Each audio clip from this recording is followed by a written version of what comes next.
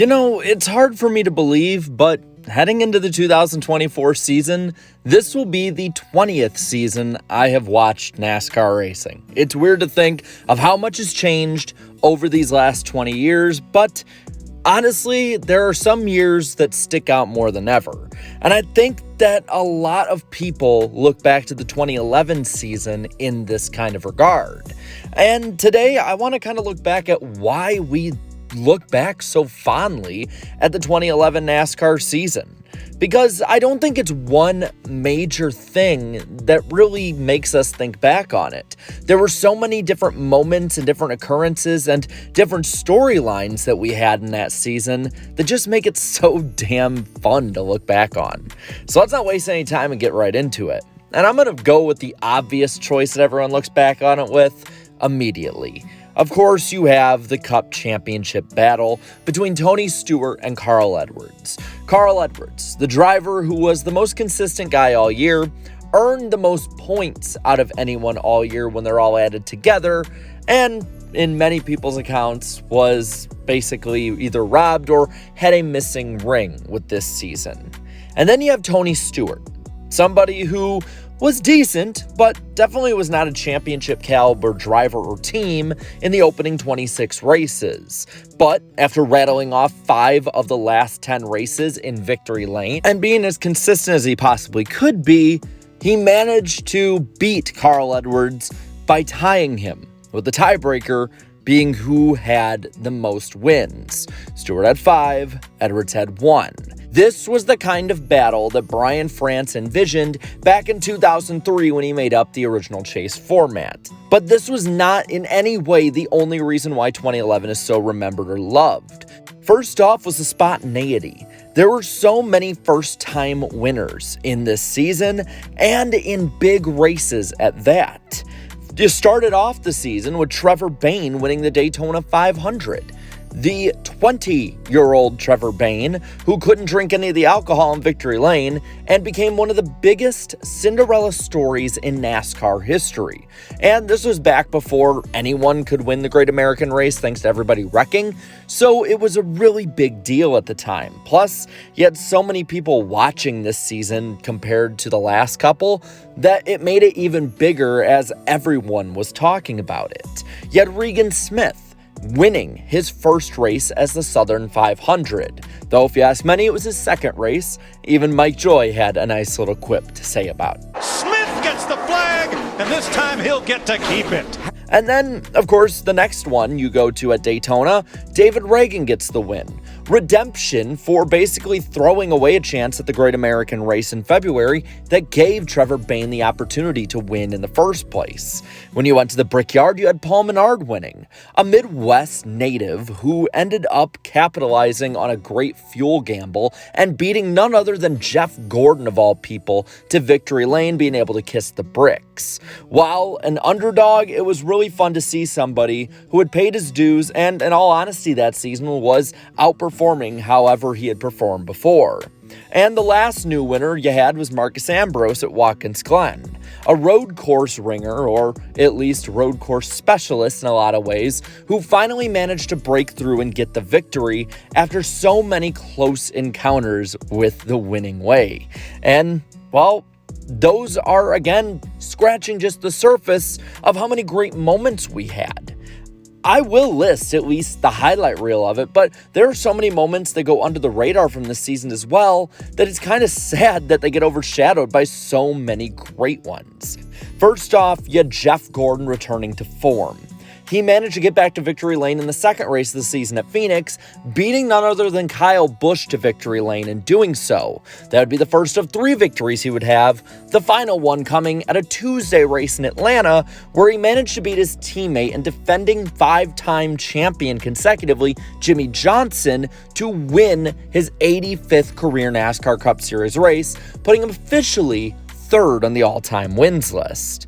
Then you had the Thriller at Auto Club. Again, Jimmy Johnson being the loser on this one, as Kevin Harvick, the closer, managed to just seal it out at the final moments. Something he did at the dispensing of Dale Earnhardt Jr.'s chance at breaking a winless streak, both at Martinsville, where he managed to get by him with maybe 3 laps to go or so, and then the famous one where he got by Dale Jr. out of turn 4 on the final lap of a green-white checker in the Coca-Cola 600.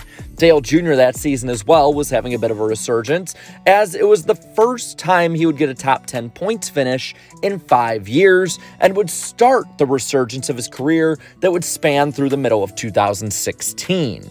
It was definitely a way for Junior Nation and NASCAR Nation to get invested again, as their favorite son was finally performing as he should have been.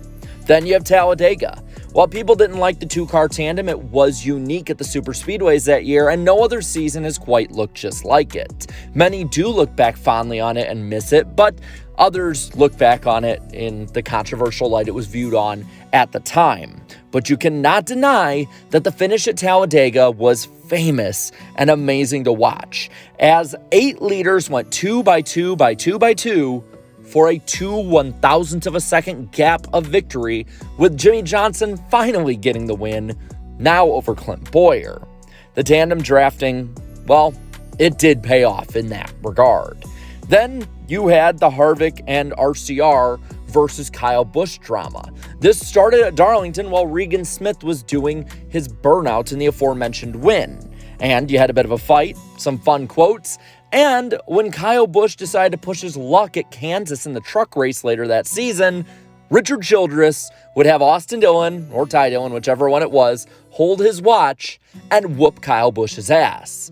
Something else that was really fun this season and started out a very strong and, in my opinion, future Hall of Fame career was the start of Brad Keselowski's true rise. Many, of course, remember him for his famous win at Talladega with Carl Edwards flipping behind him, but what people don't remember is how he struggled in the Cup Series in 2010 and through the early parts of 2011. He did manage a fuel mileage win over Dale Jr. at Kansas, but after breaking his foot, he managed to put a heck of a run together, winning multiple races and qualifying for the chase for the Sprint Cup. This would be only a year before he would win the championship and solidify himself as one of NASCAR's elites. Then, of course, you have the thrilling regular season finale. Tons of different rivalries back and forth, and Dale Earnhardt Jr., as well as Tony Stewart, barely qualifying for the chase. On top of that, in the chase itself, on top of the points battle, you had fuel mileage races like Chicagoland, where everyone ran out on the last lap. You had madness like the Martinsville race, and the meltdowns of both Busch brothers. Kyle Busch having a bit of a meltdown as he wrecked Ron Hornaday, who was in the midst of a Truck Series championship surge. This would land Kyle a one-race suspension for both the Xfinity Series and the Cup Series races at Texas that weekend, and Kurt Busch would manage to force his way out of Team Penske basically by acting completely insane. Yeah, it was a much different Kurt Busch that year. Now, speaking of Kyle Busch in the Truck Series, let's take a moment to look back at the 2 lower series. This was the first year that NASCAR would require drivers to basically solidify one series that they could run for points in. This is a practice that continues on to this day. And in doing so, we got a young crop of drivers winning championships they otherwise would not have won due to Cup drivers bushwhacking. In the Nationwide Series at the time, now the Xfinity Series, a young Ricky Stenhouse Jr. would win his first championship after his dismal year in 2010 beforehand, giving way to a championship season. Stenhouse would win pretty handily over Elliott Sadler, who had went down to the Nationwide Series for the first time in over a decade full-time instead of running the Cup Series. And in the Truck Series, the championship came down to the wire. While Ron Hornaday Jr. was out of it due to the Kyle Busch incident and some poor runs, Austin Dillon would narrowly beat Johnny Sauter by 6 points to win the title that year. And Sauter won the final race too, so it wasn't like this was just a championship handed to Dillon. He had to earn it, both of these under a full season format at the time. Well, with the full season, of course, you got to talk about the racing itself. And going back to the Cup Series, this was far and away the best racing product the COT ever delivered. 2012 was close and 2009 was pretty good too, but from 2007 to 2010, it was generally viewed as pretty bad to mediocre, and there really wasn't a stinker race in this season. There were races that weren't all that great, but there was nothing like a 2008 Brickyard. There was basically Kentucky, yeah, that was the new track and there was hype around it, and you had the problems with traffic outside of the track, but the racing was decent enough and the storylines were good enough as well that the media could actually use that to skim over what happened. And it's not like they necessarily did that, but the racing itself, like I said, was fun week after week. And if anything else, fans at least aesthetically liked NASCAR a little bit more, as they got rid of the weird cavity in the front nose and gave it a much more aesthetically pleasing look. Overall, I think about 13 years later, this year stands out because everything that happened in it happened at the right time, and this year itself happened at the right time for NASCAR fans and the sport itself. So that's just my thoughts on it. I want to know what you think. So let me know down in the comments below, what did you think of the 2011 NASCAR season? And while you're at it, leave a like on this video, share this video, and subscribe to this channel for more great and fun NASCAR content. Thank you so much to all my channel members for your continued support. And until next time, have a good one.